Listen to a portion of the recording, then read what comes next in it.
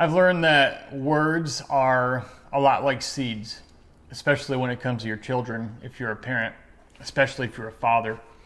And seeds produce an outcome, whether it's a little one or a big one, whether it's a good one or a bad one. And I want to ask you, what would happen if you did something like this for your kids?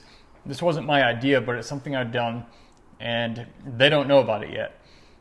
And it's interesting. I saw these blocks, these wooden blocks at Hobby Lobby just a few minutes ago. So I bought them because I realized that when I was growing up, I had a very encouraging mother, and I always as a kid, was dying to hear words from my dad, about just words that affirmed me as a boy, as a man, and it was an aching thing in me that I didn't really have met much in my life, and it's something that I've had to really fight and learn, and I've pretty much gotten past that phase now as a man. But when our kids don't get the right words from us, sometimes we just spew words carelessly because we're upset or circumstances. We all do it. I'm guilty also. But we don't realize the roots that take hold when we plant those kinds of seeds. And so I've had to be very intentional to my own kids. I know that for every one bad word I say to my kids, or discouraging word, not that I can't be honest with them, but if it's just mean-spirited, it takes about 10 good ones to make up for that one. So I'm in a never-ending race to always make up for that. And I wanted to find a way to speak into my kids' lives, even if I'm not physically here, because I'm not always going to be physically here.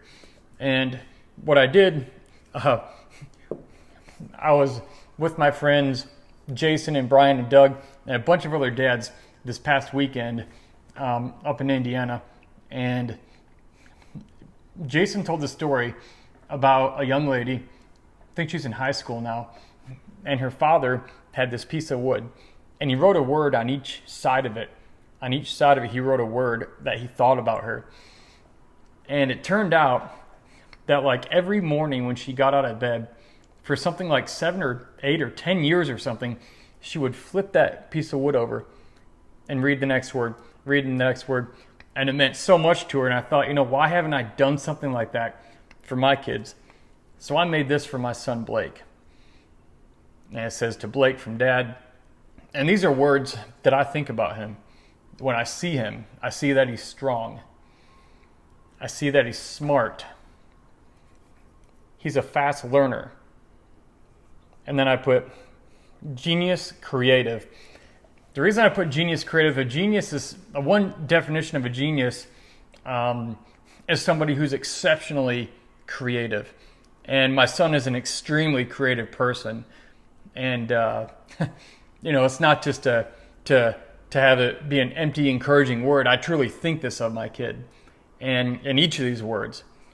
And then for my daughter, I put strong. I put to Kaylee, that's my little girl. I put to Kaylee from Dad. I put strong.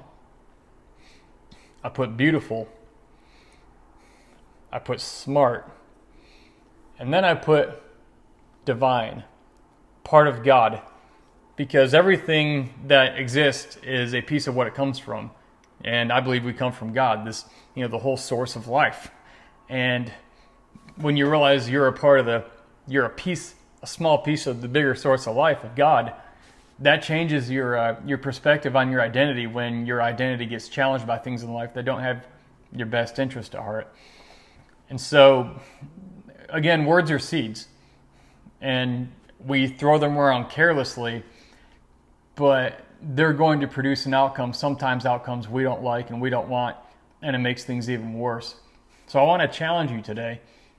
I want to challenge you to think about the words you're speaking into your kids' lives, whether they're little or they're grown. If you're a father like me, you're never too old to have good influence in your kids' lives. But what I want to challenge you to do, run down to the lumber store, run down to Hobby Lobby, do something like this, and just give it to your kids, unexpected.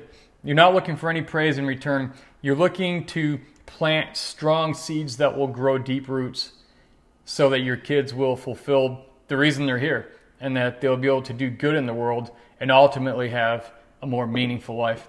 What would happen if you did something like this for each of your kids?